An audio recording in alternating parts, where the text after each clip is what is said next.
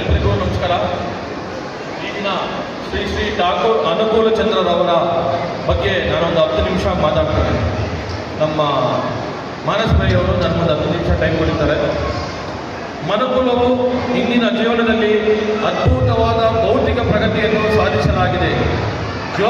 ಎರಡು ಅರ್ಧಗೋಳಗಳ ನಡುವಿನ ಭೌಗೋಳಿಕ ಅಂತರವನ್ನು ಸಹ ಒಂದು ಸಣ್ಣ ಜಾಗತಿಕ ಹಳ್ಳಿಯಾಗಿ ಸಂಕುಚಿತಗೊಳಿಸಲಾಗಿದೆ ಮತ್ತು ಒಂದು ಭಾಗದ ಜನರು ಸೌಜನ್ಯದಿಂದ ಇನ್ನೊಂದು ಭಾಗದವರಿಗೆ ಸುಲಭವಾಗಿ ಮತ್ತು ತ್ವರಿತವಾಗಿ ಪ್ರವೇಶಿಸುತ್ತಾರೆ. ವಿಜ್ಞಾನ ಮತ್ತು ತಂತ್ರಜ್ಞಾನದ ಪ್ರಗತಿ ಇನ್ನೂ ಮಾನವಗಳು ಇನ್ನೂ ತಮ್ಮ ಮೇಲೆ ಅವರ ಭಾವೋದ್ರೇಕಗಳು ಸಂಕೀರ್ಣಗಳ ಮೇಲೆ ಪಾಂಡಿತ್ಯವನ್ನು ಸಾಧಿಸಬೇಕಾಗಿದೆ.